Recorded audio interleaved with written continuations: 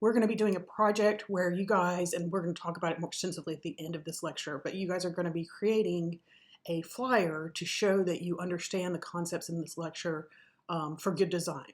So at the end of this, we'll talk a little bit more about what all it entails. It's just literally a flyer for an event. It's nothing overly complicated. That you're going to create on possibly Canva for most of you guys, or any other software that you prefer to use to do layout, if that's InDesign or something else.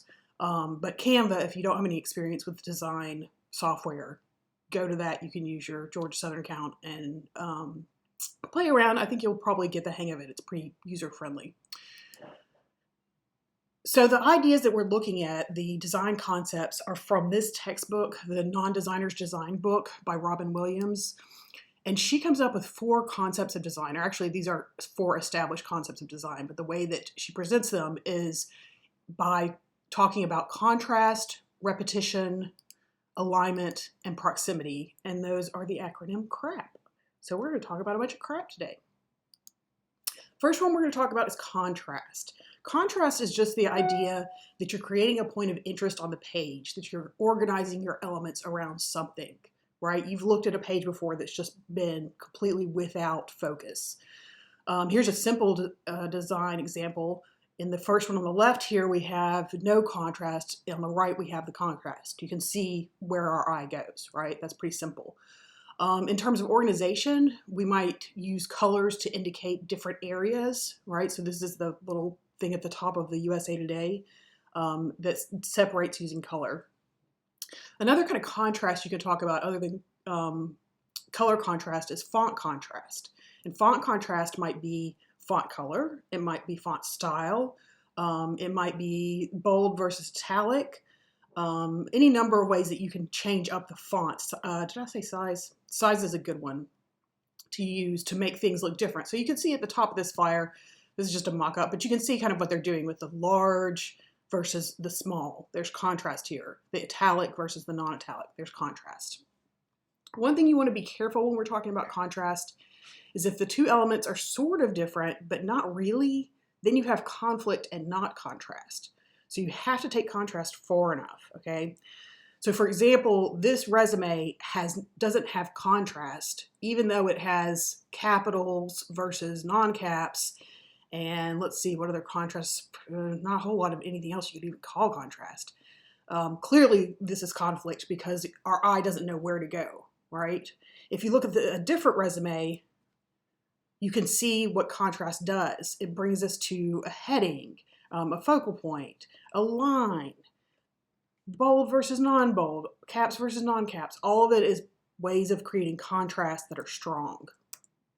This example, the idea up here, they got the contrast and the size, but then everything gets lost down here, right?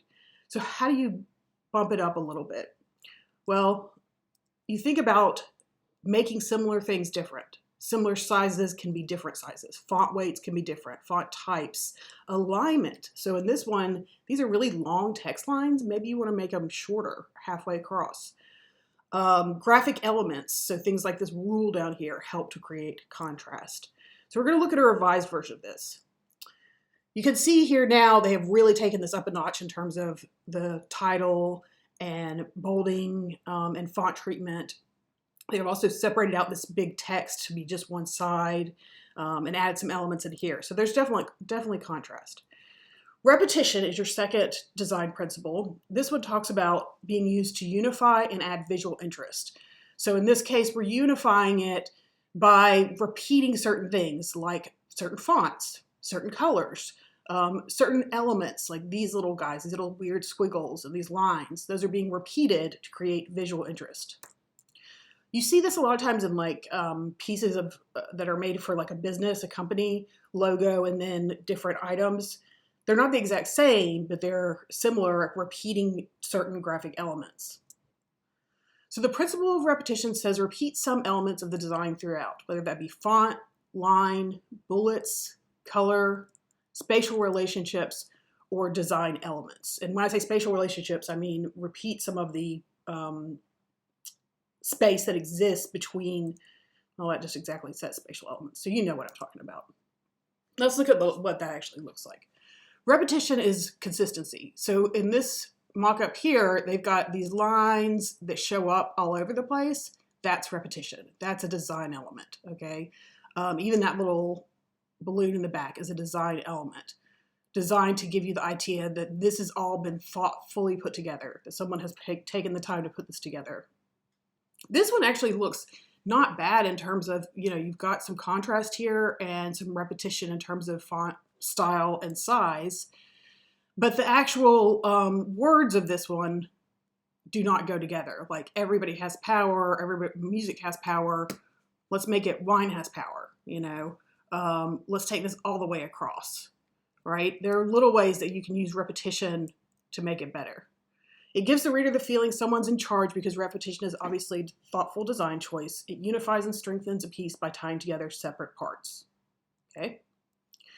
Alignment. You guys are familiar with using alignment probably when you're designing something or even doing like a layout in Word or Google or whatever. Most of what we do is left aligned, but if we use right alignment, it can be more visually interesting. So in this design, they've taken what would normally just be left or center and made it right to make it kind of pop. Left alignment, and this one, you see this first design is a center alignment because this is the center of this design. And so it's centered on that line. Even though it has this piece right here, it is centered. This is left aligned. That's where the line goes. So left aligned text looks cleaner. Is anything that you would do that would need to be professional, you would be left aligning.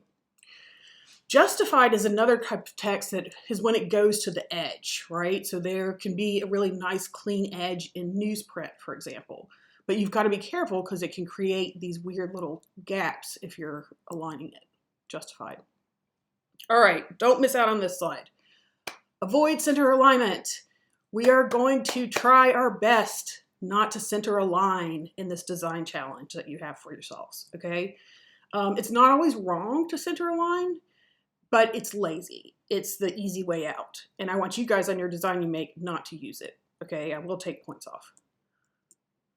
So what can you center align? When is it okay as a designer to center align? When you're doing something formal, that's pretty much it. A wedding invitation is when it's okay to center align. We're not doing one of those, so just don't center align. Alignment creates unity with a visual connection. So in this design, the lack of alignment is difficult to read, and it's kind of confusing as to like, where's the information, This left alignment tells us easily this information goes together, this is what we need to know, these are the different pieces. You have to kind of work your brain on this one. So alignment helps readability, it creates relationships between items on the page, nothing should be placed on the page arbitrarily, and you want to find strong lines. So for example, in this magazine layout, the alignment here is left, you can see, and it's easy to read, right? We can much more easily understand than if or center aligned. They do have some center alignment on here, and I think it would actually look cleaner if it were left aligned, but that's their choice. Not being placed on the page arbitrarily, meaning you wouldn't just have, for example, you would just paste this, halfway across here for some reason, right? Have a reason to align things the way you do. And the reason can often be something like that's the end of a line, so that's the beginning of a line, you know what I mean? Or that's the beginning of a line, we often do this on the left side, so that's the beginning of the line. We didn't align this over here, right? And when I say strong lines, I mean like this is a line, this is a line, this is a line. There are 3 strong lines in this design. Okay, proximity, your last one. Proximity is grouping. That's all it is. It's grouping things together that go together. Items that are intellectually connected are visually connected. Things you connect in your mind, peanut butter and jelly, are visually connected, right? So in this case, we're looking at a business card, and you can see what is going on here, right? We get Joe's Graphics is in the center, and that's kind of a nice catch your eye. But then where do you go? Nothing is grouped. It's all in its own little space. So you just float around. In this case, we've got groups, we've got spaces that are designated. Okay, this one might not look that different, but if you focus on the space between items here or between groups here, you can see that they are put in groups. The spacing puts them in groups. They're trying to put them in groups with the bold, but you really need the spacing to make it happen. So proximity is talking about this. It's talking about putting the space in between the content, putting things in groups. So for example, this horrible menu is not grouped at all. Everything is exactly the same and there's no space between. You can see a much better version here and an even better version here where content is grouped by area, what we expect to see, right? Prices and descriptions are together, like this does not appear to go with this. It clearly goes with this because there's a space in between.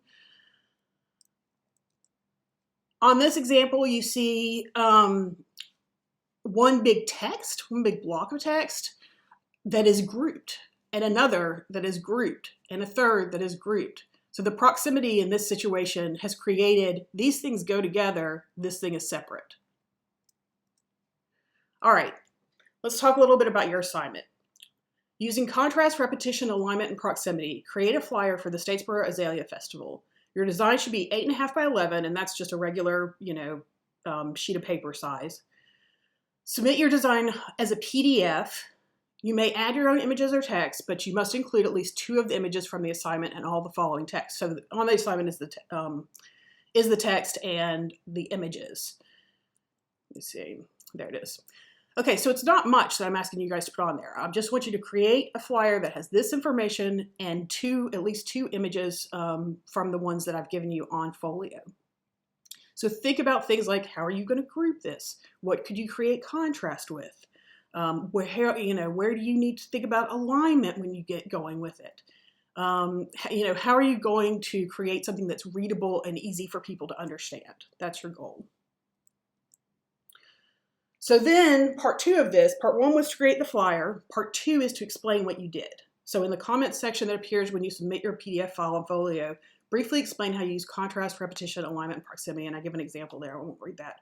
But basically, I just want to know that you recognize what these are and that you use them. Okay, just give me the information to give you the points, basically. Your grade is worth 20 points on this. So it's basically like 2 exercises. You're going to be demonstrating and identifying the things that are outlined here. You're going to, talk about contrast, repetition, alignment, and proximity, and your assignment is going to show that you're avoiding conflict, that you're organizing your elements. Okay, so this is basically like a little rubric almost. I also will look at readability. If it's something where, the words go off the page or you can't read colors next to each other at all, then you could lose points for that too. But primarily we're looking at these design elements. All right, hopefully we got through that and covered everything that you guys need to know. I'm sure I'm going to think of something as soon as I stop here, but I am going to stop and wish you luck.